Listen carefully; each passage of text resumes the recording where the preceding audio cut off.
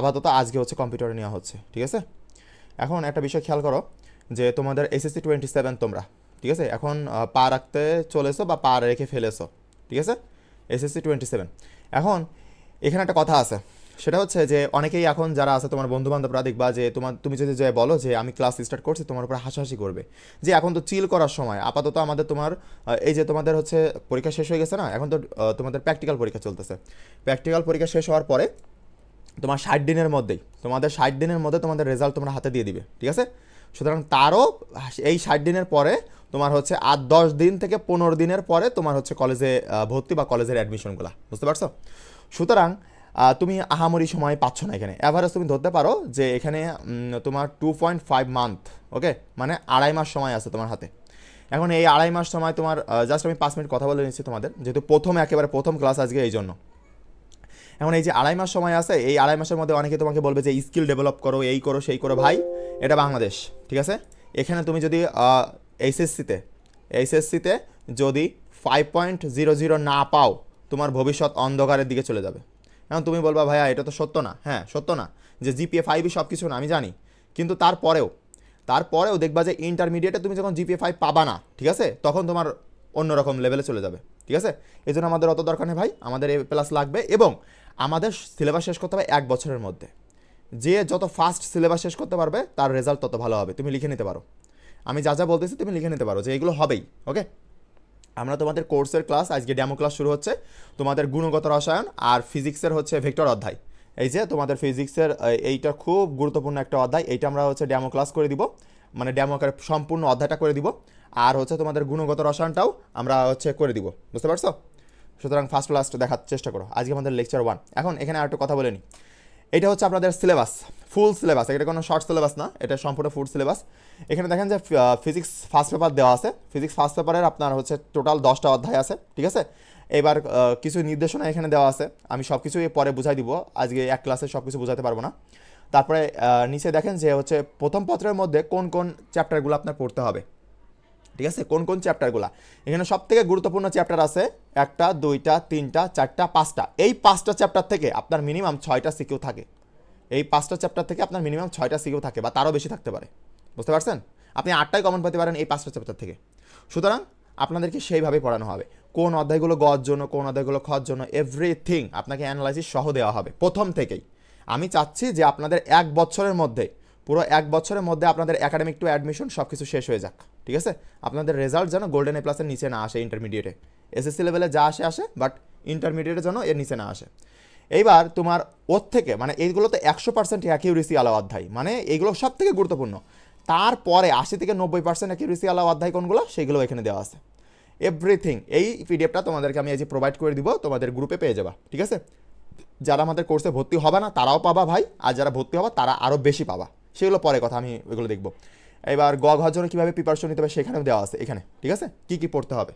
এবার নিচে চলে আসি, এবার হচ্ছে physics second paper. Physics second পেপারে তোমার 11টা অধ্যায় আছে, বাট এখানে একটা অধ্যায় দিই নাই, আমি একটা অধ্যায় ইনক্লুড করে তোমাদেরকে দিয়ে দিব, ওকে। এখানেও তোমার হচ্ছে 5টা চ্যাপ্টার দিয়ে আছে সব থেকে গুরুত্বপূর্ণ। তারপরে হচ্ছে আরও 5টা মানে 6টা অধ্যায় এখানে দেওয়া হবে, যেগুলো 90 থেকে 80% অ্যাকিউরেসি আলা সব কিছু সুন্দর করে তোমার যতটা, মানে তোমরা এটা প্রিন্ট করে নিও, ওই দোকান থেকে কম্পিউটার দোকানে নিয়ে গেলে প্রিন্ট করে নিও তোমাদের এই সিলেবাসটা। একেবারে তোমাদের 2 বছর বা 2.5 বছর তোমাদের এই সিলেবাসটা লাগবে তোমাদের। 2 বছরে এইচএসসি আর 5 মাস বা 6 মাসে তোমার হচ্ছে অ্যাডমিশন, বুঝতে পারছো। ঠিক আছে, গেল। এবার রসায়নে আসি আমরা। রসায়নে তোমার first paper and second paper মিলে মোট হচ্ছে 10টা চ্যাপ্টার আছে, okay. First paper and second paper, যেহেতু আজকে রসায়ন মানে ক্লাস, সেহেতু রসায়নে আগে কথা বলি যে ফার্স্ট পেপারে তোমার হচ্ছে first paper and second paper মিলে মোট 10টা চ্যাপ্টার আছে। তুমি মনে করবে যে ভাই 10টা চ্যাপ্টার মাত্র, এ তো পান্তাবাদ না, অতটা পান্তাবাদ না। তোমার এসএসসিতে 3টা চ্যাপ্টার সমান সমান ইন্টারমিডিয়েটের একটা চ্যাপ্টার, তারও অর্ধেক এরকম হয়ে যাবে, ঠিক আছে। অনেক বড় বড় চ্যাপ্টার এগুলা, যাক সমস্যা নেই, আমরা সবগুলো টাইপ বাই টাইপ শেষ করব। এখানে আমাদের ফার্স্ট পেপারে 5টা চ্যাপ্টার দেওয়া আছে। আজকে যেহেতু প্রথম ক্লাস এই জন্য সব কিছু বলে দিচ্ছি, কিন্তু কালকে থেকে আর এগুলো বলা হবে না, ঠিক আছে। তারপরে তোমার হচ্ছে সব থেকে গুরুত্বপূর্ণ ফার্স্ট পেপার 5টা চ্যাপ্টারের মধ্যে 3টা চ্যাপ্টার পড়লে তোমার এনাফ, আর কিছু লাগবে না। এই 3টা চ্যাপ্টার পড়লে তুমি সব কিছু পারবা, বাট আমি তো সব পড়াবো, আমি তোমাকে 10টা চ্যাপ্টারই পড়াবো, বাট তুমি কয়টা পড়বা সেটা তোমার দায়িত্ব, বুঝতে পারছো। গেল। তারপরে গ ঘ কী করে পড়বা এভরিথিং এখানে দেওয়া আছে, ঠিক আছে। আর একটা ভিডিও তোমাদের হচ্ছে ইউটিউবে আপলোড করে দিবানে, পুরো এই সিলেবাসটা বুঝাই দিবানে যে কী কী পড়তে হবে, কী কী পড়া যাবে না, এভরিথিং। আর এই পাশে হচ্ছে বায়োলজি ম্যাথও দেওয়া আছে, যে রসায়ন দ্বিতীয় পত্র। আর তারপরে যে হচ্ছে এই যে বায়োলজি দেওয়া আছে, তারপরে হচ্ছে তোমার হচ্ছে নিচের দিকে আসি, বায়োলজির পরে পাশে উচ্চতার গণিত দেওয়া আছে, তারপরে উচ্চতার গণিত সেকেন্ড পেপারটাও দেওয়া আছে, ঠিক আছে। 8টা সাবজেক্টের এখানে দেওয়া আছে। যদিও আমি তোমাদেরকে ফিজিক্স আর কেমিস্ট্রি পড়াবো, বাট তারপরেও গাইডলাইন দিব সবগুলোরই, কারণ সবগুলোই তোমার গাইডলাইন প্রয়োজন, ওকে। এখন আমরা তোমাদের আজ গুণগত রসায়ন, তাই তো? আমার কাশি হয়েছে, কিছু মনে করো না, ওকে। এখন গুণগত রসায়নে চলে আসি আমরা, আজকে আমাদের এইটা শুরু। এখন গুণগত রসায়ন আমরা টোটাল এখানে 7টা টাইপ আছে, 7টা টাইপ। এই 7টা টাইপ করতে পারলে আপনার, ঠিক আছে, এই 7টা টাইপ করতে পারলে আপনার ইহ জগতে আর কিছু করা লাগবে না এই গুণগত রসায়নে একটা অধ্যায়ের, ওকে। 7টা টাইপ আছে, 7টা টাইপের অ্যানালাইসিস আমি এখানে দিয়ে দিয়েছি। কত বছরের? গত 7 বছরের অ্যানালাইসিস এখানে দেওয়া আছে। বাট আপনারা যখন কোর্সে ভর্তি হবেন তখন আপনাকে বিগত 12 বছরের অ্যানালাইসিস দেওয়া হবে। আমি চেষ্টা করবো 12 বছরের অ্যানালাইসিস দেওয়ার। প্রথমে দিব আপনাদের হচ্ছে 10 বছরের অ্যানালাইসিস, ওকে। প্রথমে দিব হচ্ছে 10 বছরের অ্যানালাইসিস, বিগত 10টা বছরের অ্যানালাইসিস। তারপরে আপনাকে লাস্টের 2টা ইয়ার্সের অ্যানালাইসিস দিয়ে দিব। মোট টোটাল 12টা অ্যানালাইসিস, 12 বছরের অ্যানালাইসিস পেয়ে যাবেন। এখন বলবেন যে ভাই কেন অ্যানালাইসিস লাগবে? কারণ আমি তো পড়াবো তোমাকে টাইপ অনুযায়ী। আমি ওই মানে কিছু একটা পড়ালাম আর অন্য একটা প্রশ্ন সলভ করে দিলাম, এরকম না, ঠিক আছে। তোমাকে টাইপ অনুযায়ী সব কিছু সলভ করানো হবে, ওকে। তাহলে এই শিটটাও তোমরা হচ্ছে তোমাদের গ্রুপে পেয়ে যাবা, ওকে। এখন একটা জিনিস দেখো, তোমরা অনেকে বলবা যে ভাইয়া এত গল্প কিসের, ক্লাস করতে আসছি, ক্লাস করান। প্রথম ক্লাস, এই জন্য তোমাদের জীবনে ইন্টারমিডিয়েট লেভেলের প্রথম ক্লাস, এই জন্য অনেক কিছু বুঝাইতে হচ্ছে। আর নয়তো আমি একবারে ডাইরেক্ট ক্লাসে চলে যেতাম। এবার এখানে একটা জিনিস খেয়াল করো যে তোমার টোটালি দেখো টাইপ 1 কোন কোন বোর্ড পড়েছে, কোন কোন জায়গা থেকে কমন আসছে, কোন কোন জায়গাতে আসছে না, A to Z এই শিটে তোমার দেওয়া আছে সব কিছু টাইপ অনুযায়ী। টাইপের বাইরে আমরা যাব না, টাইপের বাইরে আসবেও না। এই শিট থেকে তোমাদের গুণগত রসায়ন থেকে 2টা সৃজনশীল আসবে, 2টা সৃজনশীল আমি এখান থেকে কমন দিয়ে দিতে পারবো। আমি বলে দিতে পারবো যে কোন 2টা আসবে, এবং এই 2টা তোমার বোর্ড পরীক্ষাতে আসবে ইন্টারমিডিয়েটে। আমি কোনো বড় বড় কথা বলতেছি না, বা তোমাদেরকে হচ্ছে হজবরলা কিছু বলতেছি না, তোমাদেরকে দেখাই দিব প্রমাণ সহ, বুঝতে পারছো? সুতরাং তোমরা যখন অধ্যায়টা কমপ্লিট হয়ে যাবে তখন আমি তোমার হচ্ছে যে প্র্যাকটিস শিট দিব, সেই প্র্যাকটিস শিটটাও এই অনুযায়ী সাজানো থাকবে, মানে এই তোমার হচ্ছে যে টাইপ অনুযায়ী সাজানো আছে এইভাবেই। সুতরাং তোমরা চেষ্টা করবা যে এই টাইপ অনুযায়ী প্র্যাকটিস করার, তাহলে দেখবে যে আর কোনো সমস্যা হচ্ছে না। আর আমি তোমাকে টাইপ অনুযায়ী পড়াবো। এই যে টোটাল 8টা টাইপ, সরি 8টা টাইপ, 7টা আমি বলছিলাম বাট 8টা, ওকে। টোটাল 8টা টাইপ, এই 8টা টাইপ পড়তে হবে তোমাদের। এখন এইটা হচ্ছে সিকিউ গেল, ওকে। কালকে তোমাদের ক্লাসে, কালকে তো ক্লাস নাই, কালকে হচ্ছে ফিজিক্স ক্লাস হবে তোমাদের, বাট তারপরের দিন সপ্তাহে 3 দিন তোমাদের হচ্ছে ফিজিক্স ক্লাস, আর 3 দিন হচ্ছে তোমাদের কেমিস্ট্রি ক্লাস। এখন এই যে আজকে কেমিস্ট্রি হচ্ছে মানে কালকে ফিজিক্স হবে, তারপরে কেমিস্ট্রি, তারপরে ফিজিক্স, তারপরে কেমিস্ট্রি, এভাবে যাবে। এখন এইটা গেল সিকিউ অ্যানালাইসিস। আমি তোমাকে এমসিকিউটাও দিব, এমসিকিউটাও কী কী লাগবে সেটাও দিব আমার। আর হ্যাঁ, আরেকটা কথা, যে আমি কিন্তু আমার নিজের বই পড়াবো। আমার ফিজিক্স নিজের বই আছে, আমার কেমিস্ট্রির নিজের বই লেখা আছে, আমি সেইটাই পড়াচ্ছি তোমাদেরকে, ওকে। যাক, এইটাও আমাদের বইয়ের এই অংশ, জাস্ট আমি তোমাদেরকে দেখালাম পিডিএফটা পেয়ে যাবা তোমরা, সমস্যা নেই, ওকে। এইবার আমরা হচ্ছে মেন বইতে চলে আসি। এইটা হচ্ছে আমাদের বই, ওকে। এখন টোটালি আমি একটু দেখাই দিই তোমাদেরকে, ওকে। আমরা হচ্ছে শুরু করব রসায়ন প্রথম পত্র, ওকে। রসায়ন প্রথম পত্রের 2 নম্বর চ্যাপ্টার গুণগত রসায়ন, ওইটা তোমাদেরকে ফ্রিতে হচ্ছে ডেমো হিসেবে দেওয়া হচ্ছে। তোমাদের যদি ভালো লাগে ক্লাস, যে ভাইয়ের পড়ানো ভালো লাগতেছে, তাহলে ভর্তি হবা, নয়তো গ্রুপ থেকে লিভ নিবা, কোনো সমস্যা নেই আমাদের, ওকে। দেখো, ওকে। টাইপ ভিত্তিকভাবে সব কিছু কিন্তু টাইপ মানে ভিত্তিকভাবে আমার বইটা সাজানো, ঠিক আছে। তুমি কয়েকদিন পরেই দেখবা যে বাজারে দোকান থেকে কিনতে পারবা, ওকে। টাইপ 1টা দেখি আমরা, যে দাঁড়াও আমি আর একটু জুম করে নিই, তাহলে আর একটু বেটার হয় তোমাদের জন্য। ওয়েট 1 মিনিট, ওকে, এইভাবে রাখি, ওকে। টাইপ 1, ঠিক আছে। টাইপ 1 হচ্ছে পরমাণু ও তার মূল কণিকা সমূহ, ঠিক আছে। পরমাণু ও তার মূল কণিকা সমূহ এই টাইপ থেকে, ঠিক আছে। Wait 1 minute, wait. এখানে তোমার এই পরমাণু ও তার মূল কণিকা সমূহ, এখান থেকে ম্যাক্সিমাম ক্ষেত্রে তোমার এসে থাকে হচ্ছে এমসিকিউ। আমি অবশ্যই পড়ানোর সময় কোন জায়গা থেকে সিকিউ আসবে, কোন জায়গা থেকে এমসিকিউ আসবে, তোমার ওই টাইপের ওপর যে কয়টা এমসিকিউ বিগত সালে আসছে সেটাও করাই দিব, যে কয়টা সিকিউ আসছে সেটাও তোমাকে করাই দিব। সুতরাং কোনো টেনশন করার কিছু নাই, ঠিক আছে। এখান থেকে মেনলি আসে হচ্ছে এমসিকিউ, ওকে। এখন একটা জিনিস খেয়াল করো, যে পরমাণুর মূল কণিকা, তাহলে পরমাণুর মূল কণিকা আসলে কি এইটা আগে আগে বুঝবা, বুঝে বুঝে পড়বা, তাহলে সহজ হবে। ঠিক আছে, মুখস্থ করার দিন শেষ। ইন্টারমিডিয়েট লেভেলে তোমার কমন পাওয়ার জন্য বুঝে বুঝে পড়তে হবে। এখানে হচ্ছে ওই বইয়ের হুবহু জিনিস ম্যাথ আর জীবনে আসবে না। ঠিক আছে, ওকে। দেখো, যে সকল ক্ষুদ্র কণিকা দ্বারা পরমাণু গঠিত হয়, তাহলে পরমাণু তোমার যে সকল ক্ষুদ্র ক্ষুদ্র ক্ষুদ্রাতি কণিকা দ্বারা গঠিত হয় সেটাই হচ্ছে আমাদের মূল কণিকা। এই মূল কণিকাকে আবার আমরা তিনটা ভাগে ভাগ করতে পারি। ঠিক আছে, তিনটা ভাগে ভাগ করতে পারি, এইটাই উদাহরণটা বেশি আসে। সেই তিনটা কি কি দেখো, যে তিন প্রকার কণিকা আছে, সেগুলোর মধ্যে হচ্ছে স্থায়ী মূল কণিকা। এগুলো তোমাদের এসএসসি লেভেলে ছিল, এই জন্য এই অধ্যায়টা আগে শুরু করলাম, যাতে তোমাদের এসএসসি লেভেলের সাথে মিল সম্পন্ন থাকে। বুঝতে পারছো? তাহলে স্থায়ী মূল কণিকা তিনটা, এই দেখো, ইলেকট্রন, প্রোটন আর নিউট্রন। অর্থাৎ আমরা এটা মনে রাখবো এভাবে, যে স্থায়ী কারা পরমাণুতে, স্থায়ী কারা বলো তো? এই যে ইলেকট্রন, প্রোটন আর নিউট্রন, এই তিন বাবা জীবন হচ্ছে তোমার পরমাণুতে কি বলতো, স্থায়ী জিনিস। ঠিক আছে, কেউ থাকুক আর না থাকুক, এই তিন বাবা জীবন থাকবে। ওকে, এবার দেখো, তাহলে এবার তারপরে অস্থায়ী মূলকণিকা। এখন অস্থায়ী মূলকণিকা আমরা একটু পরে পড়ি, তার আগে পড়ে নিই কম্পোজিট মূলকণিকা। এই যে কম্পোজিট মূলকণিকার মধ্যে তোমার দুইটা জিনিস আছে, একটা হচ্ছে ডিউটেরন, ওই যে আমরা আইসোটোপ পড়ে আসছি না, ডিউটেরনের আইসোটোপ ওইটা। এখন একটা হচ্ছে ডিউটেরন আর একটা হচ্ছে আলফা কণা, এই দুইটা। তাহলে এখন যদি তোমার এই তিনটা এমসিকিউ যদি আসে এই টাইপ থেকে, তাহলে এই তিনটার উদাহরণ মধ্যে থেকে আসবে। আমি একদম লিখে দিতে পারি তোমাকে, যদি এই টাইপ থেকে আসে তাহলে এই তোমার তিনটে উদাহরণ থেকে মধ্যে থেকে একটা এমসিকিউ থাকবে। ওকে, এখন একটা জিনিস দেখো, যে অস্থায়ী মূলকণিকা এইটা কিন্তু 100+ আছে, 100+ অস্থায়ী মূলকণিকা আছে। বাট তুমি কি সব মুখস্থ করবা? না, এখানে বুদ্ধিমত্তার কাজ হচ্ছে যে স্থায়ী মূলকণিকা আর তোমার হচ্ছে কম্পোজিট মূলকণিকা, এই দুইটা মুখস্থ করা। তাহলে বাকি যা আছে এই আল্লাহর পৃথিবীতে যা আছে, আল্লাহর দুনিয়ায় যা আছে, বাদ বাকি সব হচ্ছে অস্থায়ী মূলকণিকা। ঠিক আছে, তোমরা এইভাবেই মুখস্থ করবা।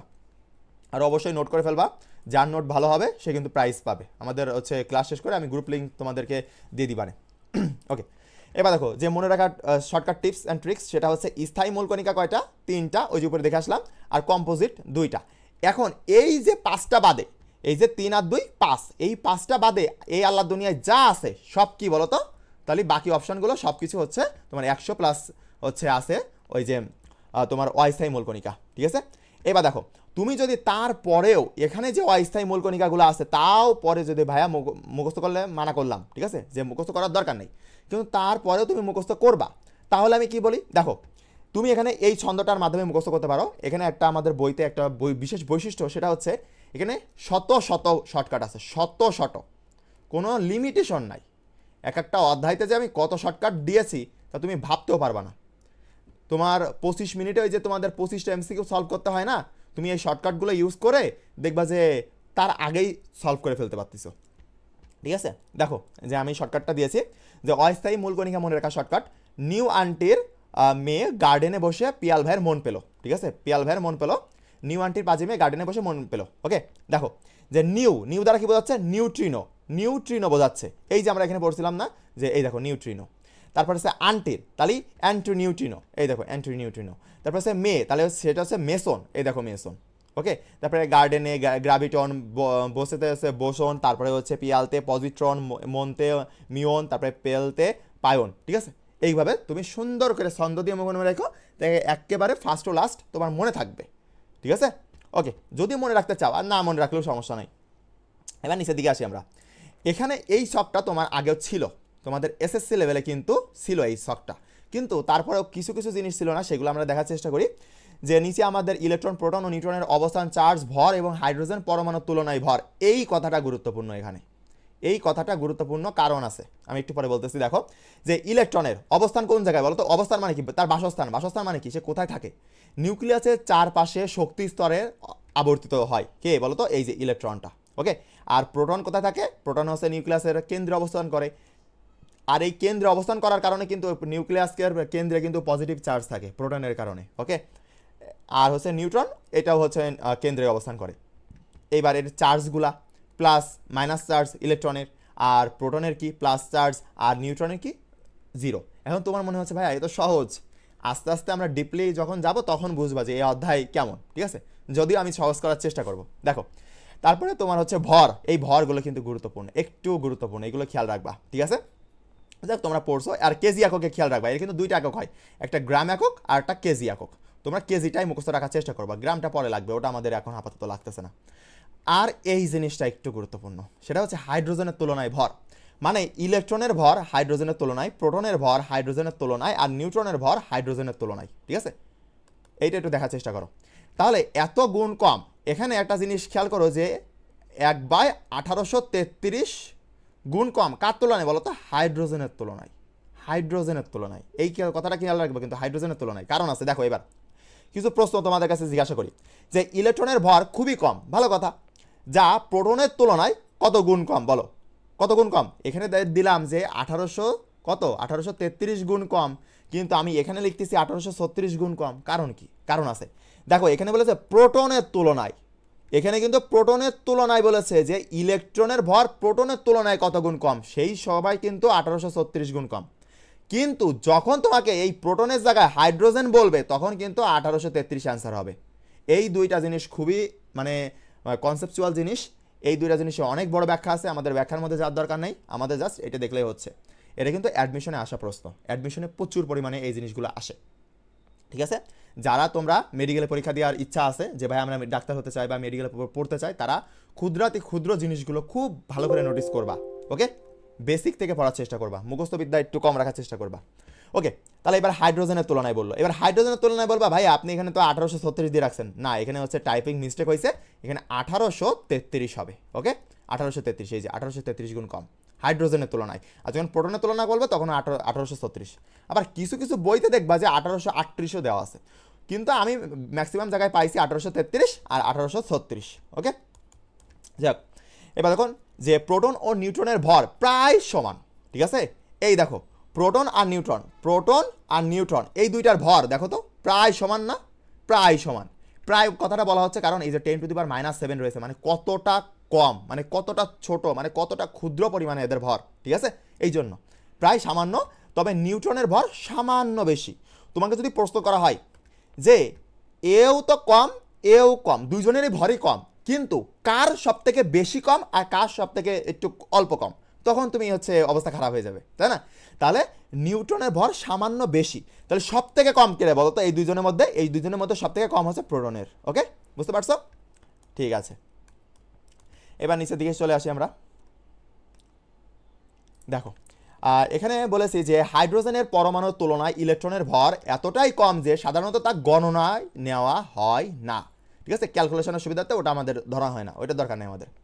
এইবার আলফা কণা কি, এইটা যে কতগুলো বোর্ডে আসছে, প্রায় 8টা থেকে 9টা বোর্ডে তোমার হচ্ছে এইচএসসিতে এই প্রশ্নটা কতে আসছে।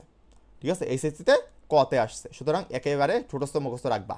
আর তোমরা যখন কলেজে উঠে এই অধ্যায়ের পরীক্ষা দিবা না, তখন তোমাদের কলেজে 2 থেকে 3 মাস পরে একটা পরীক্ষা হবে। ওকে, 2 থেকে 3 মাস পরে, তবে 2 থেকে 3 মাস পরেই দেখবা যে তোমার হচ্ছে এই প্রশ্নটা দিয়ে থুয়েছে ক নাম্বারে। যদি সৃজনশীল দেয় এই অধ্যায় থেকে, তাহলে ক নাম্বারে তোমার এই প্রশ্নটা দিবে যে আলফা কণা কাকে বলে বা বিটা কণা কাকে বলে। ঠিক আছে, যাক সুন্দর করে মুখস্থ করে নিও।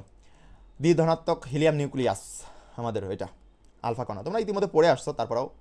এইবার আলফা কণার বৈশিষ্ট্য, এই জিনিসটা তোমাদের কোনো বইতে নাই, তোমাদের একাডেমিক যে বইগুলো আছে না ওই বইতে নাই, কিন্তু আমি আমার বইতে দিয়ে রাখছি। কারণ কিছু কিছু ক্ষেত্রে বুয়েটের কিছু কিছু জায়গায় বা ইঞ্জিনিয়ারিং কিছু কিছু ইউনিভার্সিটিতে তোমাদের বা মেডিকেলের ক্ষেত্রে এইগুলো খুবই গুরুত্বপূর্ণ, সেই জন্য আমি দিয়ে রাখছি একবারে। এখন দেখো যে আলফা কণার বৈশিষ্ট্য, একটি যৌগিক বা কম্পোজিট কণা। কেন আমরা প্রথমেই পড়ে আসছিলাম যে কম্পোজিট কণার মধ্যে দুইটা আছে, একটা হচ্ছে ডিউটেরন আর একটা হচ্ছে তোমার যে আলফা কণা। ঠিক আছে, ভালো কথা। আলফা বিটা ও গামা কণার তুলনা, কারণ তোমার আসে এই তিনটাই। ঠিক আছে, আলফা বিটা গামা।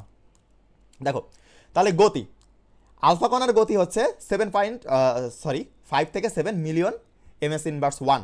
ঠিক আছে, এই ms এখানে একটা জিনিস খেয়াল রাখবা, এই যে m ডিভাইডেড বাই s যা কথা equal to m divided by s same কথা, আবার m s ইনভার্স 1, এই তিনটাই কিন্তু সেম কথা, এই তিনটাই কিন্তু সেম কথা। তোমার এমসিকিউ ঘুলানোর জন্য কিন্তু এইভাবে দিতে পারে, এইটা যা কথা এইটাও সেম এইটাও সেম, একই জিনিস, শুধু ভিন্ন ভিন্ন রূপে দেওয়া হয়েছে। ওকে, এবার দেখো যে আলফা কণার ক্ষেত্রে 5 থেকে 7 মিলিয়ন হচ্ছে ms ইনভার্স 1 এত যেতে পারে, প্রায় লাইটের বেগের সমান, প্রায় প্রায় প্রায় প্রায়, যদিও সমান না। তাহলে গতি কত বলো তো? সবচেয়ে কম। ঠিক আছে, আলফা কণার গতি, তোমাকে যদি বলা হয় আলফা বিটা গামা কোন কণাটার সব থেকে বেশি গতি কম, তোমার অ্যান্সার করবা অবশ্যই আলফা কণার গতিটা কম, কারণ এর ভর বেশি। ঠিক আছে, তাহলে যার ভর বেশি, সাপোজ তুমি একদম ধরো, সাপোজ এখানে তুমি দাঁড়ায় আসো, ঠিক আছে। আর এখানে তোমার আরেকটা পেটু বন্ধু আছে, এখন এর কেজি ওজন হচ্ছে 50 কেজি, আর তোমার ওজন হচ্ছে সাপোজ ধরো 10 কেজি, যদিও 10 কেজি না, তাহলে বলো তো কে দৌড়তে পারবে সহজে? তুমি দৌড়তে পারবা, কারণ তোমার ভর কম, তাই না? তাহলে এখানে বিটা কণা আর গামা কণার ভর কম, সুতরাং এদের গতি বেশি। আর আলফা কণার গতি কম, কারণ কি ওর ভর বেশি, বা উল্টোও বলতে পারো তুমি, বুঝতে পারছো? কোনো সমস্যা নেই। ওকে, এইবার নিচের দিকে চলে আসি আমরা, একটু নিচের দিকে চলে আসি। এখানে জাস্ট এই শখটা তোমরা একটু দেখে নিও, তাছাড়া কিছু না। এইবার নিচের দিকে চলে আসো, আর এখানে সি বলতে কিন্তু আলোর গতিকে বোঝাচ্ছে, 3 × 10⁸, এটা ওকে, এটাকে বোঝাচ্ছে, একটু দেখে নিও। তারপরে কোন কণার গতি সব থেকে কম এবং কোনটার বেশি? ওই যে বললাম যে আলফা কণার গতি সবচেয়ে কম, নিশ্চয়ই তাহলে এর ভর কী হবে বলো তো? এর ভর বেশি, এর ভর বেশি, যার কারণে এর গতি কম। আর সবচেয়ে গতি হচ্ছে বেশি কার বলো তো? এই গামা কণার, তাহলে নিশ্চয়ই এর ভর কম, এই জন্য ওর গতি বেশি। এইগুলো খুব মানে এই সম্পর্কগুলো খুবই গুরুত্বপূর্ণ, খুবই ভালোভাবে খেয়াল রাখবা, ঠিক আছে। এবার নিচে চলে আসি। আমরা যে বললাম যে হচ্ছে আলফা কণা হালকা, তাহলে আলফা কণার হচ্ছে যদি হালকা দেখতে চাই তাহলে কীভাবে দেখবো? দেখো যে আলফা কণা ভারী বা আলফা কণা হালকা, তুমি যেটাই বলো না কেন তোমার ইসের অনুযায়ী, তুমি তো যদিও এত তো আমাদের রিসার্চ করার দরকার নেই, তাই না? এত রিসার্চ আমরা করতেও পারবো না, জাস্ট আমাদের বইয়ে পড়ার দরকার, তাই পড়ে নিচ্ছি। আলফা কণা ভারী, 2টি প্রোটন আর 2টি নিউট্রন আছে। আলফা কণাতে কয়টা প্রোটন আর কয়টা নিউট্রন আছে বলো তো? 2টি প্রোটন আর 2টা নিউট্রন আছে, ওকে। তাই এটি সবচেয়ে বেশি ধীর সম্পন্ন, কারণ এর ভর বেশি হয়ে যাবে এই জন্য। যাই হোক, এখানে হচ্ছে কিছু কিছু লেখা আছে, দরকার নেই, কিন্তু এই পয়েন্টটা আবার একটু গুরুত্বপূর্ণ। এই পয়েন্টটা না এমসিকিউতে আসে, অনেক ক্ষেত্রে এমসিকিউতে আসে। এইটা দেখো যে আলফা কণার আপেক্ষিক ভর 4, ঠিক আছে, হাইড্রোজেনের 4 গুণ। তোমাকে বলবে যে আলফা কণার আপেক্ষিক ভর হাইড্রোজেনের কত গুণ? হাইড্রোজেনের 4 গুণ। হাইড্রোজেনের কত বলো তো? হাইড্রোজেনের 1 না, তাহলে আলফা কণার এর কত গুণ বলো তো? এর 4 গুণ। বুঝতে পারছো? এই জিনিসটা খুবই খেয়াল রাখবা, খুবই গুরুত্বপূর্ণ। ভর বেশি হওয়ায় ভেদন ক্ষমতা কম। এইবার ভেদন ক্ষমতা, এই ওয়ার্ডটা আবার তোমাদের কাছে নতুন, অনেকজনের কাছে নতুন, আবার অনেকজনের কাছে পুরানো। এখন তুমি বলবা ভাইয়া ভেদন ক্ষমতা আবার কি জিনিস? ভেদন ক্ষমতা হচ্ছে ভেদ করে যাওয়ার যে ক্ষমতা, সেটাই হচ্ছে তোমার ভেদন ক্ষমতা। সাপোজ তুমি ধরলা এখানে একটা কাঠ আছে, এবার কাঠের মধ্যে একটা গুলি মারিছো, এইভাবে একটা গুলি মারিছো বা তীর মারিছো, মারলে কাঠটা ভেদ করে, তক্তা বা কাঠ ভেদ করে চলে যাচ্ছে। তাহলে এই যে ভেদ করে চলে যাচ্ছে, তাহলে এর কিসের জন্য যাচ্ছে বলো তো? এই ভেদন ক্ষমতা ওর বেশি, এই জন্য ভেদ করে চলে যাচ্ছে। বুঝতে পারছো? তাহলে ভেদ করে যাওয়ার যে ক্ষমতা, সেটা হচ্ছে আমাদের ভেদন ক্ষমতা, ওকে। তাহলে এবার আলফা কণার ভেদন ক্ষমতা কম, সহজেই থেমে যায়, ঠিক আছে। আর বিটা কণার ভেদন ক্ষমতা মাঝারি, আর এইটার হচ্ছে সব থেকে বেশি। তাহলে ভেদন ক্ষমতা কার কেমন, এইটাও মাথায় রাখতে হবে আমাদের। পুরো আলফা বিটা কণার মানে একেবারে আলফা বিটা গামার A to Z মুখস্থ রাখার চেষ্টা করবা, যদি এমসিকিউ আসে এগুলোর মধ্যে থেকে আসে। এবার আমরা নিচের দিকে চলে আসি। এখানে দেখবা যে আলফা কণার আপেক্ষিক চার্জ +2, তারপরে হচ্ছে চৌম্বক ক্ষেত্র দ্বারা আলফা কণা বিচ্যুতি ঘটে, সেটাও সমস্যা। বিচ্যুতি মানে কি? ওই যে ছেড়ে চলে যায়, ঠিক আছে। বিচ্ছেদ, আমরা যেটাকে বলি বিচ্ছেদ, বিচ্ছেদ মানে তো বোঝো সবাই, তাই না? ওই সেই জিনিস হচ্ছে বিচ্যুতি, ওকে। তারপরে হচ্ছে আলফা কণার প্রকৃত ভর, সেটা হচ্ছে এত গ্রাম। ওই যে আমরা একটু আগে কেজিতে দেখে আসলাম না, সেই জিনিসটাই কিন্তু এখানে হচ্ছে কিসে বলো তো? গ্রামে আছে। জাস্ট দুইটাই মুখস্থ করতে পারো, কোনো সমস্যা নেই। ইলেকট্রনের ভরের এত গুণ বেশি, রাদারফোর্ডের মতে কত দেখছো? একজন বলেছে 7500 গুণ, আর একজন বলেছে কত বলো তো? 7000 গুণ। সুতরাং দুইটা যেটা অপশানে থাকবে, কখনোই দুইটা থাকবে না, যে কোনো একটা থাকবে অপশানে। যদি 7000 থাকে 7000 দিও, আর যদি 7500 থাকে তাহলে 7500 দিও, ওকে। এবার দেখো, এই যে আমরা টপিকটা পড়লাম, তাহলে টপিকের উপর আমাদের এমসিকিউ সলভ করতে হবে না? সিকিউ সলভ করতে হবে না? অবশ্যই দুইটাই করতে হবে। চলো আমরা করে নিই, কারণ আমরা সব কিছু টাইপ অনুযায়ী সলভ করবো। এখানে যদি টাইপ অনুযায়ী সলভ না করি তাহলে কিন্তু বিপদ হয়ে যাবে আমাদের, ওকে। আমরা শেষ করতে পারবো না, আর শেষ করলে আমাদের মনে থাকবে না। চলো কিছু এমসিকিউ করে নিই, যেগুলো একাডেমিক আর প্লাস অ্যাডমিশনে আসছে। দেখো, এটা ঢাকা ইউনিভার্সিটি 9-10 সালে আসছে, জাহাঙ্গীরনগর যে ইউতে ডি ইউনিটে আসছে 21-22 সালে, 13-14-তে, 9-10-এ, আবার এইচএসসিতেও আসছে। এইচএসসিতে মানে 2015 সালে আসছে এটা, ওকে। তাহলে দেখো এটা যে ইলেকট্রনের ভর বা প্রকৃত ভর কত, একটু আগে আমরা দেখে আসলাম না? সেটা কত বলো তো? 9.11 × 10⁻³ কেজি, অথবা তুমি যদি গ্রামে বলো, এই যে কেজি, শোনো একটা জিনিস ট্রিক শেখাই দিই। 9.11 × 10⁻³ এটা কি বিষয় বলো তো? এটা কেজিতে। এখন যদি তুমি গ্রামে কনভার্ট করতে চাও, এই জিনিসটাকে কি করবা জানো? এই উপর থেকে না 3 মাইনাস করে দিবা। তাহলে 9.11 × 10⁻³ কত বলো তো? 28 না? 28 কি বলো তো? তখন গ্রাম, মানে এখানে ছিল 31, এখানে দিলাম 28, তাহলে 31 তোমার হচ্ছে, যদি 31 - 28 করো তাহলে কত আসে বলো তো? 3 আসে না? এইটাই যে আমি 3 মাইনাস করেছি। কেন 3 মাইনাস করলাম জানো? ওই যে তোমার কেজি থেকে যদি তোমার গ্রামে নিতে চাই তাহলে কত দিয়ে ভাগ বা গুণ করতে হয় বলো তো? তোমার 1000 দিয়ে ভাগ বা গুণ করতে হয়, বুঝতে পারিছো? আমি যদি অপোজিটে নিয়ে যেতে চাই তাহলে এরকম করতে হয়। এই জন্য এখানে কয়টা শূন্য, একটা দুইটা তিনটা শূন্য না, এই জন্য আমরা 3 মাইনাস করে দিয়েছি। এই শর্টকাটগুলো তোমার শিখতে হবে, অন্য শিক্ষকরা তোমাদেরকে এগুলো শেখায় না। কারণ কি, তারা যদি সব কিছু শেখাই দেয় তোমরা তাকে মানে হচ্ছে গুরুত্ব দিবা না, এই জন্য শেখাতে চায় না। বাট আমি সবসময় তোমাকে আমার যতটুকু সামান্য জ্ঞান আছে আমি সামান্য জ্ঞানটুকু তোমাদের সাথে শেয়ার করতে চাই, এই আর কি। এবার দেখো যে তারপরে হচ্ছে দ্বিতীয় প্রশ্ন, যে 1 মোল ইলেকট্রনের ভর কত? ভাই 1 মোল ইলেকট্রনের ভর কত? যখনই মোল সংখ্যা বলেছে তখন অ্যাভোগাড্রো সংখ্যা চলে আসবে। তাহলে অ্যাভোগাড্রো সংখ্যা মানে বলো তো? তাহলে আমি কি জানি যে অ্যাভোগাড্রো সংখ্যা কত বলো তো? 6.023 ইন্টু 10⁻, কত বলো তো? 23। এইটা হচ্ছে অ্যাভোগাড্রো সংখ্যা। তাহলে এর সাথে যদি আমি ওই ইলেকট্রনের ভরকে গুণ করে দিই তাহলে 1 মোলেরটা পেয়ে যাবো, বুঝতে পারছো? তাহলে 9.11 ইন্টু 10⁻31 ইন্টু তোমার ওই যে অ্যাভোগাড্রো সংখ্যা গুণ করে দিয়েছে, ক্যালকুলেটারে বসাও, যেটাই আসবে সেটা কেজিতেও আসবে। আর এই যে তোমার কেজিতে আসছে, দেখো এখানেও এই যে ট্রিকটা অ্যাপ্লাই করো, এই যে কেজিতে আসছে, যা কেজিতে আসবে তার পাওয়ারকে মাইনাস কত করবা? -3 করে দিবা। তাহলে ওখান থেকে যদি তাহলে হচ্ছে 7 থেকে যদি 3 বাদ দাও কত থাকে বলো তো? 7 থেকে 3 বাদ দিলে 4, তাই তো? 7 থেকে 3 বাদ দিলে তোমার 4 হয়, এই যে 4 হয়। তাহলে এই দেখো 10⁻⁴, দেখছো? একেবারে সহজ। এই কনভার্টগুলো শিখতে হবে তোমাদেরকে, আস্তে আস্তে প্র্যাকটিস করতে করতে হয়ে যাবে, সমস্যা নেই। ওকে, তারপর দেখো যে প্রোটনের প্রকৃত ভর কত, সেটা হচ্ছে সিলেবাস 2023-এ আসছে। এটা কত সাল? 2025 সাল না? তাহলে 2 বছর আগে আসছে, এটা মাত্র 2 বছর আগে। দেখো সেটা কি, যে প্রোটনের প্রকৃত ভর কত, ঠিক আছে? আমাদের তো মুখস্থ। আর এখান থেকে যে কেজিতে আসছে, গ্রামে কত গেলে কত মাইনাস করবো বলো? 27 আছে, 27 মাইনাস 3 কত আসে? 24। এই দেখো 10⁻⁻14, 24। ওকে, তারপর নিচে চলে আসি, ঢাকা বোর্ড 2023-এ আসছে। দেখো কোন কণিকার স্থায়িত্ব সবচেয়ে কম? মেসন, হলো, ইলেকট্রন। দেখো মেসন, তারপরে হলো ইলেকট্রন, প্রোটন ও নিউট্রনের মধ্যে সবচেয়ে বেশি স্থায়িত্ব সম্পন্ন কণা কোনটা? সেটা হচ্ছে মেসন। ওকে, এটা খেয়াল রাখবার চেষ্টা করবা। এইগুলো হচ্ছে বেশি থিওরি আসে এই জায়গা থেকে, ঠিক আছে? থিওরি তোমাদের 5 থেকে 7 দিনের মধ্যে, 5 থেকে 7 দিনের মধ্যে আমার 3টা বই বের হয়ে যাবে। তোমাদের আমার 3টা বই পেয়ে যাবা। সেটা হচ্ছে, একটা হচ্ছে ফিজিক্সের থিওরি শিট, তার মানে ফিজিক্সের থিওরির উপরে তোমাদের এই যে বাংলাদেশে কয়টা রাইটার বই আছে? 19টা রাইটারের বই আছে না? এই 19টা রাইটারের বই থেকে এটা বানানো, ঠিক আছে? সুতরাং তুমি একটা বই পড়া মানে 19টা রাইটারের বই পড়া, বুঝতে পারছো? তাহলে এখানে হচ্ছে ফিজিক্স প্লাস কেমিস্ট্রি প্লাস হচ্ছে বায়োলজি। ওকে, যদিও বায়োলজি মানে আমি পড়াই না, বাট হচ্ছে এটা আমার ভালো লাগে। ওকে, বায়োলজি এসএসসি লেভেলে ভালো পারতাম, এই জন্য আর কি বেসিকটা ভালো আছে। ওকে, দেখো এইবার আলফা কণার ভর কত? সেটা হচ্ছে 4। আমরা একটু আগে দেখে আসলাম যে আলফা কণা হাইড্রোজেন কণার কত গুণ বেশি? 4 গুণ বেশি। সুতরাং কত ভর? 4। ওকে, ভালো কথা। এবার নিচে আসি আমরা একটু। তারপরে এই যে এখানে তোমার হচ্ছে একটা সংজ্ঞা দিয়েছে মনে হয় নাকি, হচ্ছে মৌলের পরিচিতি কোন মৌলের কণিকার সংখ্যার উপর নির্ভরশীল। এইটাও একটু গুরুত্বপূর্ণ, এগুলো অনেকবার বোর্ডে আসছে, ঠিক আছে? এগুলো একটু এখানে যে যে সংজ্ঞাগুলো বা যে যে ইম্পর্টেন্ট লাইনগুলো আমি দিয়েছি এইগুলোই পড়ে যাবে, আর কিচ্ছু পড়া লাগবে না ভাই। তোমার একাডেমিক থেকে অ্যাডমিশন, বুয়েট, মেডিকেল, ভার্সিটি, তুমি যাই বলো না কেন এর মধ্যেই কভার হয়ে যাবে ইনশাল্লাহ, ঠিক আছে? ওকে, দেখো যে মৌলের পরিচিতি প্রোটন সংখ্যা তথা পারমাণবিক সংখ্যার উপর নির্ভরশীল। কেন বলো তো? কারণ আমরা আগে প্রয়োজন পারমাণবিক সংখ্যা। পারমাণবিক সংখ্যা না হলে তুমি কি ইলেকট্রন বিন্যাস করতে পারবা বলো? ইলেকট্রন বিন্যাস সম্ভব না। পারমাণবিক সংখ্যা জানা থাকলে তারপরে ইলেকট্রন বিন্যাস সম্ভব, নয়তো নাই।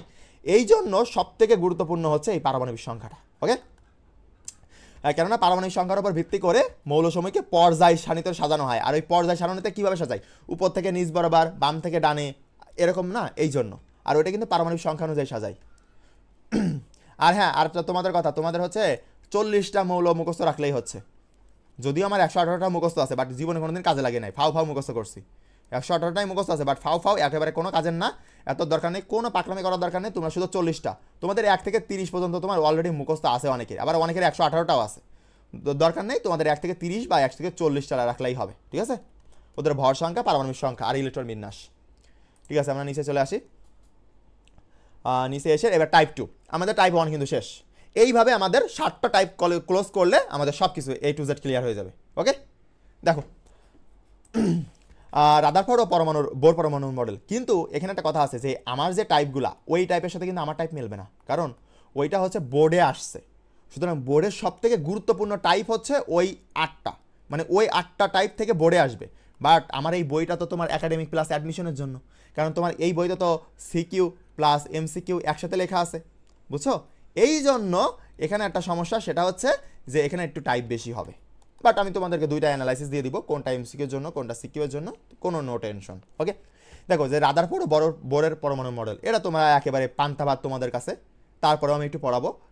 আসলে আমাদের এখন আর ওই এই রাদারফোর্ড আর বোর পরমাণু মডেল থেকে আমাদের তেমন একটা সিকিউ আসে না, এমসিকিউ আসে। দেখো যে রাদারফোর্ডের পরমাণুর মডেল বাম পাশে লিখেছি এইটা, আর বোরেরটা লিখেছি ডান পাশে। ওকে, এখান থেকে যদি আমি তোমাকে একটা মার্ক ফাঁস করে দিতে পারি, যে তোমাদের একাডেমিক থেকে অ্যাডমিশন পর্যন্ত 1 মার্ক আসবে এখান থেকে, ঠিক আছে, সেটা হচ্ছে তোমাকে এখানে বলবে যে বোরের সমীকরণ অথবা বোরের পরমাণুর মডেলে কৌণিক ভরবেগ, এটা কি জানো, mvr equal to NH divided by 2 pi.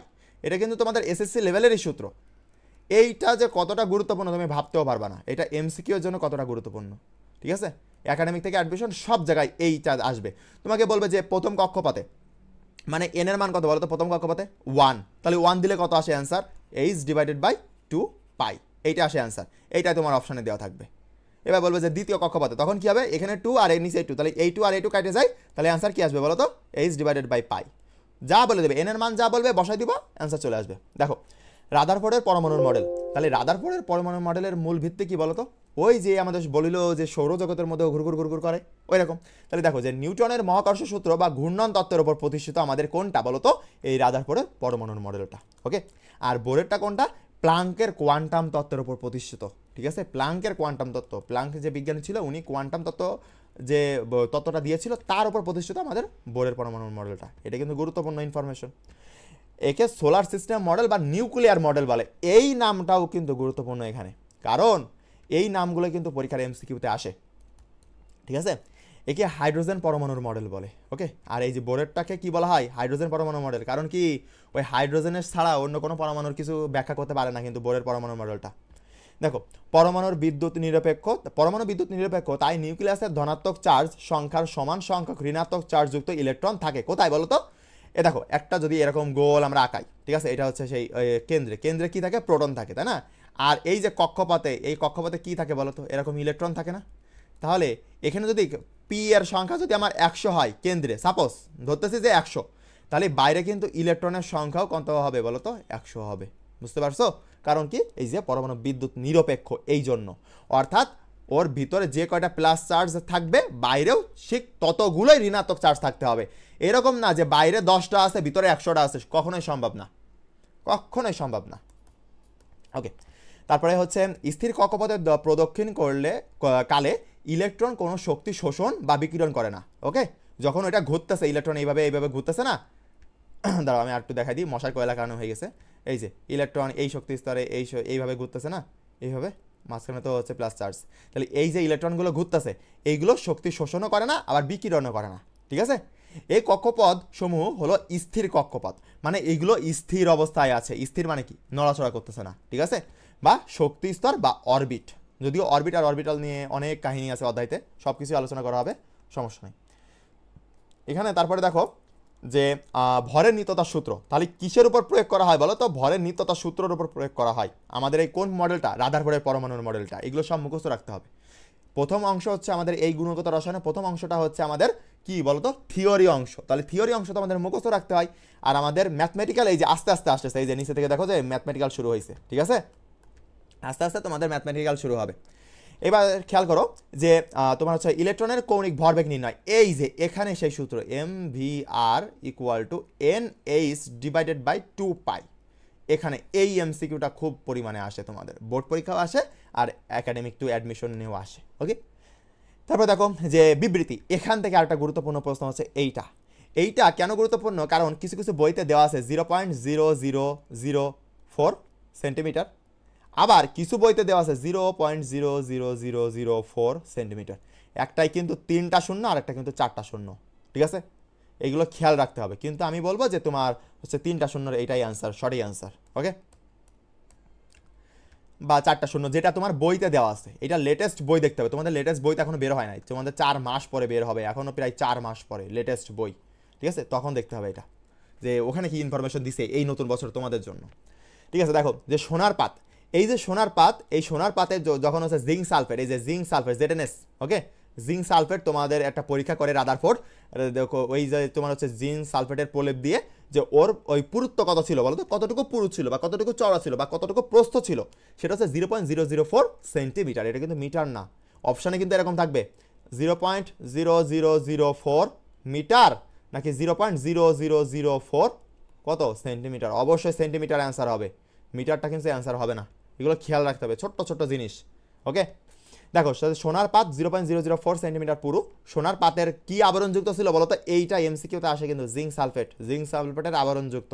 Okay, R 99% alpha কণা ভেদ করে যেতে পারে, কিন্তু 20,000-এর মধ্যে মাত্র একটি কণা ফিরে আসে। ওকে, পরমাণুর অধিকাংশ স্থান ফাঁকা, ধনাত্মক অংশের নাম হচ্ছে নিউক্লিয়াস। পরমাণুর ধনাত্মক অংশের নাম কি, এটাও কিন্তু এমসিকিউতে আসা প্রশ্ন, যে নিউক্লিয়াস। ওকে, আর এখানে বিবৃতি কি, বোরের পরমাণু মডেলটাই ইলেকট্রনের স্থির কক্ষপাত বা শক্তি স্তরের ধারণা দেয়, শক্তি শোষণ বা বিকিরণ ও বর্ণালী সৃষ্টি করতে পারে। বর্ণালী মানে হচ্ছে কালার বা রং, তুমি এক কথায় রং। ওকে, বর্ণালী মানে হচ্ছে রং, কি রঙের হচ্ছে সেটা সৃষ্টি মানে সৃষ্টির ধারণা দেয়। এক ইলেকট্রন বিশিষ্ট পরমাণুর জন্য প্রযোজ্য, এখানে এই প্রশ্নটা করবে, নিচের কোন মডেলটি এক ইলেকট্রন বিশিষ্ট পরমাণুর জন্য প্রযোজ্য, সেটা কত বলো তো। আমরা জানি বোরের পরমাণুর মডেল শুধু হাইড্রোজেনের এইটা ব্যাখ্যা করতে পারে, তাই না? তাহলে হাইড্রোজেনের কত বলো তো, 1 না? হাইড্রোজেনের ইলেকট্রন কত, 1 না? তাহলে হাইড্রোজেন যদি এক ইলেকট্রন বিশিষ্ট হয় তাহলে তাকেই শুধু হচ্ছে ব্যাখ্যা করতে পারে, বাট অন্যান্য যে পরমাণুগুলো আছে সেগুলো তার 1 না, 3ডে 4ডে 5টা 10টা এরকম আছে, সেই জন্য সেগুলো আর ব্যাখ্যা করতে পারে না। তাহলে বোরের পরমাণুর মডেল শুধু হাইড্রোজেনকে ব্যাখ্যা করতে পারে, বুঝতে পারছেন সবাই? ওকে, এবার আমরা নিচের দিকে আসি, আমরা একটু এবার ম্যাথমেটিক্যাল, আস্তে আস্তে ম্যাথমেটিক্যাল দিকে প্রবেশ করতেছি। এবার দেখেন এখানে কত পরিমাণে আমি শর্টকাট দিয়ে আসি। আপনাদের এমসিকিউ, আপনারা নাকি এসএসসি লেভেলে এমসিকিউতে প্রচুর পরিমাণে খারাপ হয়েছে আপনাদের, এসএসসি 25। দেখি এবার ইন্টারমিডিয়েটে কী করে খারাপ হয়, যেখানে আমি আসি। একটা এমসিকিউ তোমার ভুল যাবে না, 25-এ 25 পাওয়ানোর দায়িত্ব আমার। আমার কোর্সে যারা যারা থাকবা তোমাদের 25-এ 25 পাওয়ানোর দায়িত্ব আমার। ওকে, এখানে আমি প্রত্যেকটা এমসিকিউ দেখাইছি, প্রত্যেকটা বোর্ডের এমসিকিউ দেখাইছি এবং প্রত্যেকটা শর্টকাট দেখাই দিছি যে তুমি শর্টকাটে কীভাবে সলভ করবা। ওকে, দেখো যে বোরের পরমাণুর মডেলের কিছু গুরুত্বপূর্ণ তথ্য, এক ইলেকট্রন বিশিষ্ট পরমাণুর জন্য প্রযোজ্য, একটু আগে দেখে আসলাম যে হাইড্রোজেনের জন্য প্রযোজ্য শুধু, ঠিক আছে। এবার তারপরে দেখো যে কোনো নির্দিষ্ট শক্তি স্তরের ক্ষেত্রে হচ্ছে ইলেকট্রনের কৌণিক ভরবেগ, সেটা কি বলতো, mvr = nh/2π, এইটা হচ্ছে সূত্র, এটা মুখস্থ রাখতে হবে। এখন তোমরা বলবা ভাইয়া এটার প্রতিপাদন দেখান, ভাই এই আল্লাহর দুনিয়ায় কোনোদিন প্রতিপাদন লাগবে না এইচএসসিতে যে তোমাকে বলবে যে প্রতিপাদন লাগে সে ভণ্ড, এটা মাথায় রাখবা। যদিও ভণ্ড না, কিন্তু আমি জাস্ট বললাম কেন, কারণ তোমার ইন্টারমিডিয়েটে সাপোজ ধরো পদার্থবিজ্ঞান প্রথম পত্রে তোমার 500 সূত্র আছে, পদার্থবিজ্ঞান দ্বিতীয় পত্রে তোমার 500 সূত্র আছে, এবার রসায়নে প্রথম পত্র আর দ্বিতীয় পত্র মিলাই প্রায় 500 বা ধরো 200 সূত্র আছে, 200 ধরো। এইবার তারপরে ম্যাথে প্রায় 500 সূত্র আছে প্রথম পত্রে, দ্বিতীয় পত্রে 500 সূত্র আছে। ভাই তুমি কি 2000 সূত্র মুখস্থ করবা? হ্যাঁ, বা 2000 সূত্র মুখস্থ করলেও তুমি হচ্ছে 2000 সূত্রের প্রতিপাদন শিখবা? কোন পরীক্ষায় আসবে আমাকে দেখাতে পারবা যে এইচএসসির কত সালে আসছে? কেউ দেখাতে পারবা আমাকে একজন যে এইচএসসি 2016 সালে একটা প্রশ্ন আসছিল যে প্রতিপাদন, আমাকে একটা সিঙ্গেল দেখাও তো? কেউ দেখাতে পারবা না, সুতরাং আসে না আর লাগেও না, আমাদের ওর পিছনে দৌড়াবা না। ওকে, আর এখানে ইলেকট্রনের ভরকে আমরা এম দ্বারা প্রকাশ করতেছি, ইলেকট্রনের বেগকে আমরা ভি দ্বারা প্রকাশ করতেছি, কক্ষপথের ব্যাসার্ধকে আর দ্বারা প্রকাশ করতেছি, কক্ষপথের সংখ্যাকে এন দ্বারা প্রকাশ করতেছি, পারমাণবিক সংখ্যাকে জেড দ্বারা প্রকাশ করতেছি। আর প্লাঙ্কের ধ্রুবক, এই প্লাঙ্ক ধ্রুবক এটা তো তোমাদের মুখস্থ, তাই না? প্লাঙ্ক ধ্রুবকের এককটা আর মানটা ঠোঁটস্থ রাখবা, এককটা আসে, এই এককটা তোমাদের অপশানে থাকে JS ইনভার্স 1 আর JS জুল সেকেন্ড। তোমরা এই JS ইনভার্স 1 দিয়ে চলে আসো, কিন্তু এইটা কোনোভাবে এখন করা যাবে না, ঠিক আছে? কোনোভাবে এই জিনিস করা যাবে না, অবশ্যই বুঝতে হবে যে জুল পার সেকেন্ড হবে অ্যান্সার, এগুলো খেয়াল রাখতে হবে, খুব সেন্সিটিভ জিনিস। এইবার দেখো যে নির্দিষ্ট শক্তি স্তরের ক্ষেত্রে কক্ষপথের ব্যাসার্ধ, ঠিক আছে, ব্যাসার্ধ RN, কেন বলতেছি RN, কারণ আমাকে এখানে কত নাম্বার কক্ষপথ সেটা বলে দেয়নি, মানে একটা অজানা কক্ষপথ, সেটার জন্য RN।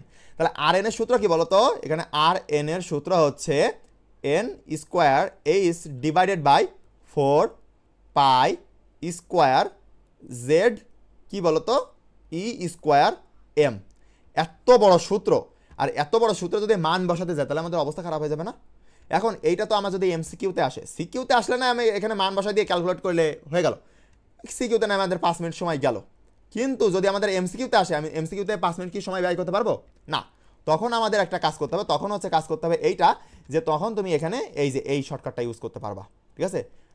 তখন কি শর্টকাট ইউজ করতে পারবা, 0.53 × n² / z, এত আর্মস্ট্রং, এইটা আর্মস্ট্রং, ঠিক আছে, এটা আর্মস্ট্রং বলে, তোমরা তো বায়োলজিতে পড়ে আসছো। এইবার দেখো, তাহলে তুমি 0.53 বসাবা। যদি তোমার বলে যে দ্বিতীয় শক্তি স্তর, যদি বলে যে দ্বিতীয় শক্তি স্তর বের করো, তাহলে এখানে এন এর মান কত হবে বলো তো? এন এর মান হবে 2, দ্বিতীয় শক্তি স্তরে বললে, তাহলে 2 স্কোয়ার। জেড, তখন জেড এর মানও বলে দেবে। জেড মানে কি বলো তো? জেড মানে কি কেউ বলতে পারবা? জেড মানে কি? একটা পরমাণু জেড কোন জায়গায় থাকে বলো? জেড উপরে থাকে নাকি নিচে থাকে? অবশ্যই উপরে থাকে, নাকি নিচে থাকে? নিচে থাকে। একটা পরমাণু এক্স ধরো, তাহলে এখানে থাকে তার ভর সংখ্যা, এখানে থাকে তার হচ্ছে তুমি যাই বলো না কেন জেড থাকে, তাহলে জেড এর এইটা তুমি মান দেওয়া থাকবে, সুন্দর করে এখানে মান বসা দিবা, ভালো কথা। এইবার এই যে এককটা আসবে, একক কি দিবা বলো? অবশ্যই আর্মস্ট্রং একক, ঠিক আছে। এবার তুমি জাস্ট ক্যালকুলেটর চাপ দাও, যে মানটা আসবে ওইটাই অ্যান্সার হয়ে গেল। তোমার সব একেবারে সহজ, একেবারে সহজ জিনিস এইগুলা। তারপরে আমরা দেখি পরেগুলো দেখার চেষ্টা করি। যে এখানে একটা জিনিস খেয়াল রাখতে হবে যে 1 অ্যামস্ট্রং সমান সমান 10⁻10 মিটার। সেখান থেকে আবার তুমি এইভাবে লিখতে পারো যে 10 ইনভার্স 1 ইন্টু 10⁻9, তারপরে 10⁻9 মিটার। তারপরে হচ্ছে এইটার যদি আবার কনভার্ট করতে যাও যে 10 ইন্টু 10⁻2। ঠিক আছে, ঠিক আছে, তোমাদের এত বুঝতে হবে না, আমি একটু করে দেখাই দিই, ঠিক আছে। তোমাদের ব্রেনটা এত চাপ দিতে হবে না, তোমাদের পিচ্ছি কাচ্চা ব্রেন দরকার নেই, আস্তে আস্তে শেখো, অনেক কিছু শিখতে পারবা।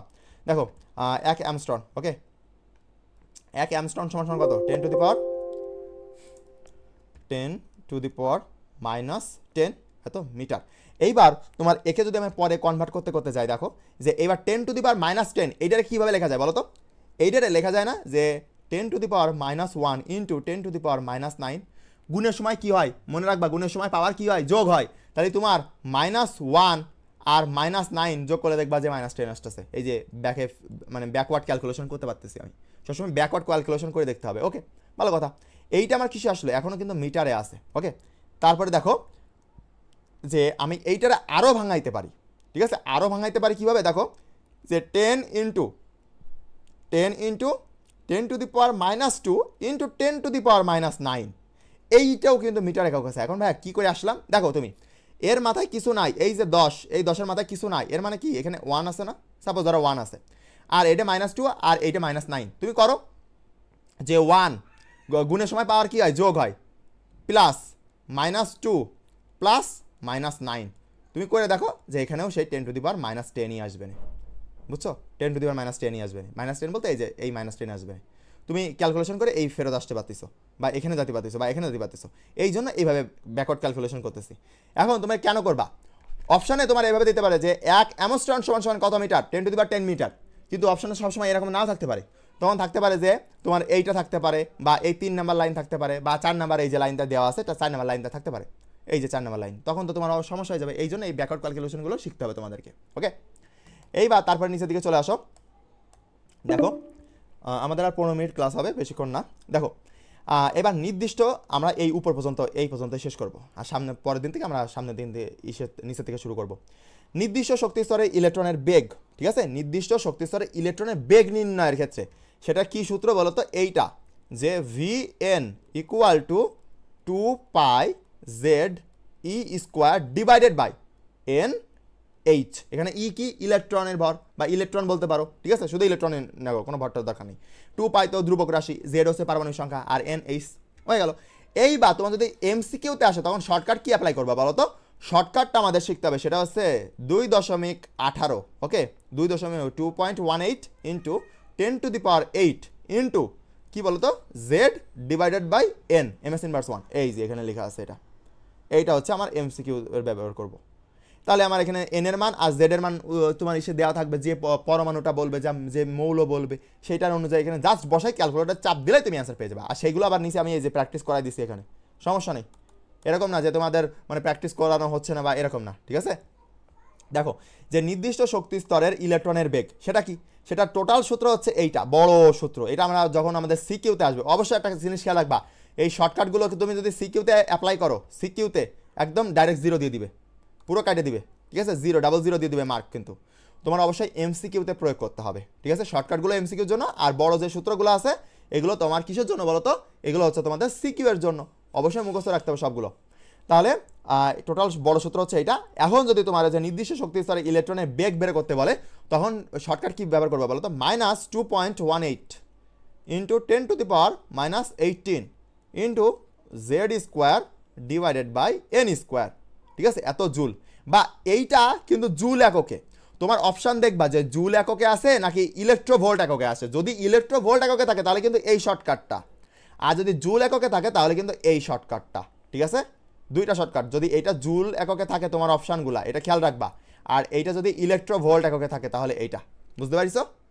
জাস্ট মান বসায়ে তুমি ক্যালকুলেটর চাপ দিবা, অ্যান্সার চলে আসবে। তাহলে তোমাদের ক্লাস হচ্ছে আজকে এই পর্যন্তই। ইনশাল্লাহ সামনের দিন থেকে আমরা হচ্ছে নিচের দিকে প্র্যাকটিস করব। এইভাবেই আমরা টাইপ বাই টাইপ সুন্দর করে শর্টকাট প্লাস সিকিউর জন্য কী লাগবে, এমসিকিউর জন্য কী লাগবে, এবং যে টাইপ থেকে সিকিউ আসছে সেই টাইপ থেকে একটা বা দুইটা করে সিকিউ তোমাদেরকে সলভ করে দেওয়া হবে। ইনশাল্লাহ এর থেকে বেস্ট সার্ভিস আর তোমাকে কেউ দিবে না। সুতরাং যদি ক্লাস ভালো লাগে তাহলে কোর্সে ভর্তি হবা। আর কোর্সের রিভিউ নেওয়ার পরে তোমাদের সিনিয়র যারা কোর্সে আছে, অনেকে আছে, তাদের কাছে শুনে বুঝে তারপরে কোর্সে আসবা, তার আগে না যে বাবা মার টাকা নষ্ট করতেছি এসে, সেরকম না, ঠিক আছে। যারা মনে করবা যে না ভাইয়ের কাছে থাকলে আমি শিখতে পারবো, তারাই ভর্তি হবা। আর যারা মনে করবা যে না ভাইয়ার কাছে থাকলে আমি শিখতে পারতেছি না, তারা ভর্তি হওয়ার দরকার নেই, ঠিক আছে। আর যারা অক্লান্ত পরিশ্রম করতে পারবা, আমি পরিশ্রমী স্টুডেন্টকে পছন্দ করি, কারণ আমি এখানে অনেক কিছু শেখাবো, অনেক শর্টকাট শেখাবো। তুমি পরিশ্রম করো না ভাই, পরীক্ষার আগের দিন পড়ে তুমি পাশ করা স্টুডেন্ট, তুমি এখানে আসলে তো হবে না, আসলে হবে। তোমাকে পরিশ্রম করা শিখতে হবে। পরিশ্রম করতে পারলে তুমি ইন্টারমিডিয়েটে ভালো রেজাল্ট করতে পারবা। পরিশ্রম না করতে পারলে ভাই টাটা গুড বাই, ওকে। তাহলে পরিশ্রম করা শিখতে হবে। তাহলে আজকে এই পর্যন্তই। আসসালামু আলাইকুম, সবাই ভালো থাকবেন, আল্লাহ হাফেজ। আর অবশ্যই নোট করে নোটটা পোস্ট করে দিবা গ্রুপে, আমি গ্রুপ লিঙ্ক তোমাদের গ্রুপে হোয়াটসঅ্যাপ গ্রুপে দিয়ে দিচ্ছি। যার নোট সব থেকে ভালো হবে সে প্রাইজ পাবে।